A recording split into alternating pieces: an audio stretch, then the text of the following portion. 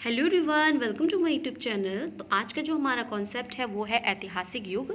जो Karl Marx द्वारा बताए गए हैं उनको हम डिटेल में आज समझेंगे। और कार्ल मार्क्स ने से भौतिक उत्पादन शक्ति के आधार पर मानव इतिहास को 5 युगों में बांटा है, उसे हम डिटेल में देखेंगे। और यदि आपने हमारे चैनल को अभी सब्सक्राइब नहीं किया तो चैनल को सब्सक्राइब कर लें, और वीडियो अच्छी लगे तो लाइक ज़रूर करें और ज़्यादा से ज़्यादा शेयर करें। तो चलिए स्टार्ट करते हैं। और ये कॉन्सेप्ट वगैरह और टेस्ट सीरीज़ चल रही है चैनल पे, तो आप उसे भी देख सकते हैं, ज्वाइन कर सकते हैं। ठीक है, तो चलिए आज का कॉन्सेप्ट देखते हैं। ऐतिहासिक युग। कार्ल मार्क्स ने उत्पादन शक्ति के आधार पर जो युगों को बांटा है वो है 5। एक है हमारा आदिम, दूसरा है दास, जिसे हम गुलाम भी कह सकते हैं, ये गलत लिखा हुआ है, उम्र युग होना चाहिए। ठीक है, आगे है समांत, पूंजीवादी और समाजवादी। तो इस तरीके से इन्होंने 5 भागों मतलब 5 प्रकार के युगों की बात की है। तो इनको भी हम डिटेल में देख लेते हैं कि इन्होंने आदिम युग को किस तरीके से डिफाइन किया। तो आदिम युग को इन्होंने मार्क्स के अनुसार आदिम युग था उसमें मानव इतिहास का प्रथम युग कहा जाता है, माना जाता है, जिसमें उत्पादन के साधनों पर संपूर्ण समुदाय का अधिकार रहता था। इस युग में समुदाय के लोग शिकार करने या फल फूल एकत्र करके अपना जीवन क्या करते थे, निर्वाह करते थे। संपूर्ण उत्पादन प्रणाली मुख्य रूप से प्रकृति पर आधारित थी और जो कुछ उत्पन्न होता था उसे समुदाय के लोग मिलकर उपयोग करते थे। अतः इस युग में व्यक्तिगत संपत्ति का कोई प्रश्न नहीं उठता। यह युग एक प्रकार से साम्यवादी युग था। तो इसे हम ये भी याद रखें, आदिम युग को साम्यवादी युग भी कहा जाता है। ठीक है, साम्यवादी।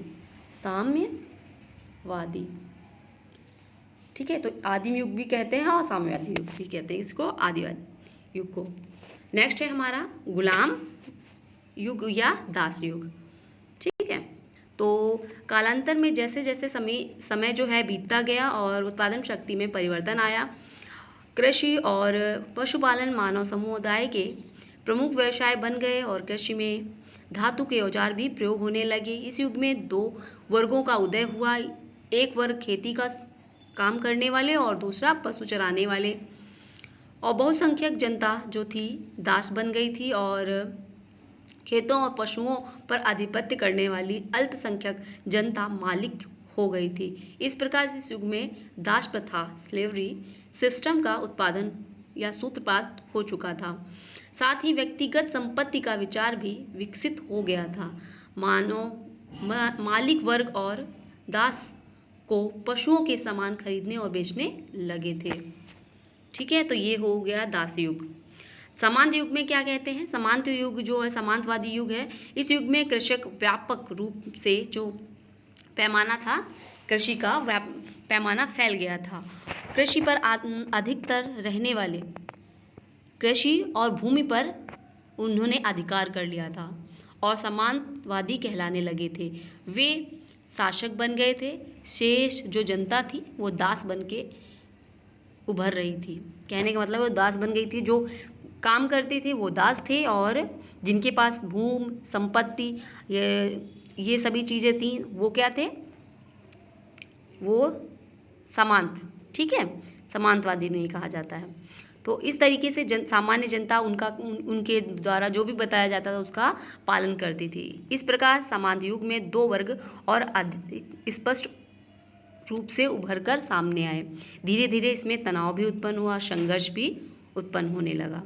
ठीक है, आगे है हमारा पूंजीवादी। पूंजीवादी में क्या था, पूंजीवादी में जो अब चल रहा है, पूंजीवादी प्रौद्योगिकी यंत्रों के आविष्कार एवं उद्योग धंधों के विकास के परिणाम स्वरूप पूंजीवाद का महत्व बढ़ गया है और उत्पादन के साधनों पर पूंजीपतियों का नियंत्रण हो गया है।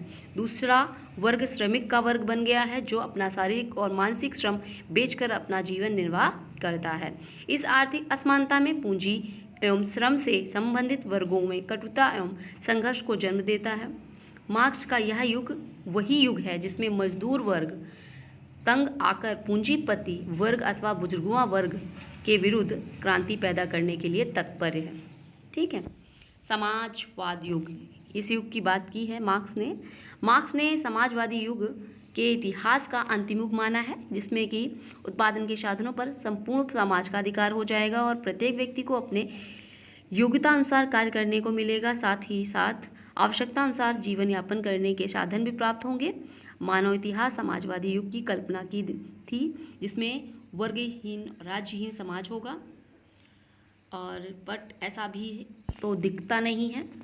इनके इस युग के बारे में काफ़ी टिप्पणी की गई हैं समाजवादी युग के बारे में, जो अभी तक नहीं आया है। तो ये था हमारा कॉन्सेप्ट आज का, जो आपको आई होप समझ में आया होगा। नेक्स्ट वीडियो में वर्ग संघर्ष से रिलेटेड जो टॉपिक है वो लेके आएंगे, और कंटिन्यू चैनल से जुड़े रहिए और प्रिपरेशन करते रहिए। और वीडियो अच्छी लगी हो तो लाइक करिए। नेक्स्ट वीडियो में फिर मिलते हैं। Thanks for watch.